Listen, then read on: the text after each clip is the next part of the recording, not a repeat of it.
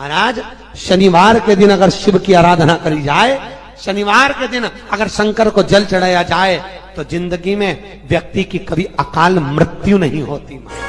शनिवार के दिन जो बेलपत्री के वृक्ष के नीचे जौ के आटे का चौमुखी दिया, सरसों का तेल डालकर उसमें काली तिल डालकर उसमें एक सफेद फूल डालकर बेलपत्री के वृक्ष के नीचे जैसे एक चौमुखी दिए को जौ के आटे के दिए को लगा दिया जाता है। जो व्यक्ति चिड़चिड़ करता है, जो व्यक्ति क्रोध करता है, जो व्यक्ति अपशब्द बोलता है, आड़ा टेढ़ा बोलता है, ताने देता है, ईर्ष्या रखता है, घर में चिड़चिड़ करे, पूरे घर को अस्त व्यस्त कर रखा, उस व्यक्ति का नाम और गोत्र बोलकर मात्र एक दिया लगा दिया जाए, व्यक्ति अपशब्द कहना बंद कर देता है, उसका प्रेम प्रबल हो जाता है, उसकी ईर्ष्या समाप्त हो जाती है, उसकी नफरत समाप्त। आपके यहाँ अगर धन की कमी पड़ रही है, पैसा नहीं आ रहा, व्यापार नहीं चल रहा, दुकान नहीं चल रही, धंधा नहीं चल रहा, नौकरी नहीं लग रही, सर्विस नहीं लग रही, तो हमने बार बार आपको कहा है एक दिया बेलपत्री के पेड़ के नीचे लगाओ घी का, और एक दिया शंकर के मंदिर की चौखट पर लगाकर, बार बार आपको कहा, उस पर विश्वास रखकर लगाओगे, सुख मिलेगा, आनंद की अनुभूति होगी। ध्यान देना, पीपल के वृक्ष में सुबह 4 बजे से लेकर 7 बजे तक ब्रह्मा जी का वासा होता है। पीपल के वृक्ष में सुबह 7 बजे तक ब्रह्मा जी का वासा, 7 बजे से लेकर 10:30 बजे तक पीपल के वृक्ष में भगवान विष्णु का वासा होता है। कितनी बजे तक? 10:30। 10:30 से लेकर 11:30 12 बजे तक पीपल के वृक्ष में पितरों का वासा होता है। इसलिए हमारे यहाँ पितरों को श्राद्ध पक्ष में जो भोजन कराया जाता है वो 10:30 से 12 के बीच में कराया जाता है।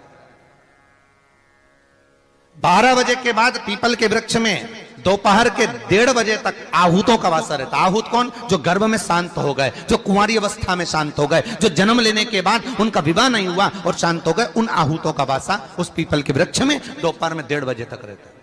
उसके बाद में प्रेतों का वासा चालू होता है। इसलिए दोपहर के समय पीपल के पेड़ की परिक्रमा नहीं होती।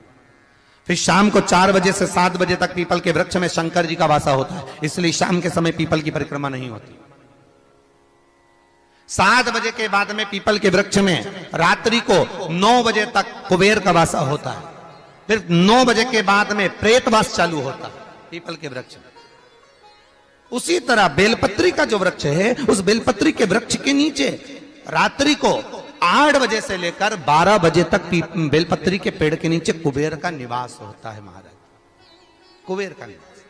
प्रयास करा करो इसी बेलपत्री के पेड़ के नीचे हम दीप लगाएं, घी का दिया। यदि संपदा की कमी हो तो, अगर भगवान ने खूब संपदा दी है तो भले मत लगाओ, कोई दिक्कत। महामृत्युंजय मंत्र का यदि आप जाप करते हो और आपको मालूम पड़ गया कि शरीर में मुझे ये रोग हो गया है, मुझे शुगर हो गया है, मुझे बीपी हो गया है, मेरा ब्लड प्रेशर ऊंचा नीचा रह रहा है, कोई भयंकर रोग, मेरे रिश्तेदार को कोई कैंसर जैसा रोग हो गया, किसी को कोई थायराइड हो गया, किसी को कोई किडनी और लीवर में सूजन हो गई, किसी को कहीं किडनी और लीवर में तकलीफ हो गई, तो शिव महापुराण की कथा कहती है, नवग्रह शिव महापुराण की कथा कहती है कि बेलपत्री के वृक्ष के नीचे महामृत्युंजय मंत्र का जाप जो शुक्रवार की शुक्रवार घी का दिया लगा कर करता है, उसके रोग बाबा देवाधिदेव महादेव समाप्त करते चले जाते हैं। ये संजीवनी मंत्र शुक्रवार के दिन भगवान शंकर को शुक्र को दिया था, इसलिए उसकी प्रणाम। शुक्रवार के दिन बेलपत्री के वृक्ष के नीचे बैठकर घृत का दिया लगाकर शरीर में जो रोग है उसका स्मरण कर कर शंकर जी से विनय कर कर, हे भोलेनाथ, आपने शुक्र देवता को संजीवनी मंत्र दिया है, तो क्या आप मेरे को वो मंत्र प्रदान नहीं करोगे?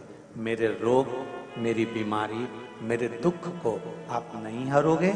शिव से कहो, ये शरीर आपने दिया है और भजन करने के लिए दिया है, स्मरण करने के लिए दिया है, कीर्तन करने के लिए दिया है, तो संभालोगे भी आप। और बेलपत्री की ओर मुख कर कर घी का दिया लगाकर महामृत्युंजय मंत्र का स्मरण कर लेने पर धीरे धीरे धीरे धीरे धीरे धीरे वो रोग समाप्ति की ओर आता चले जाता।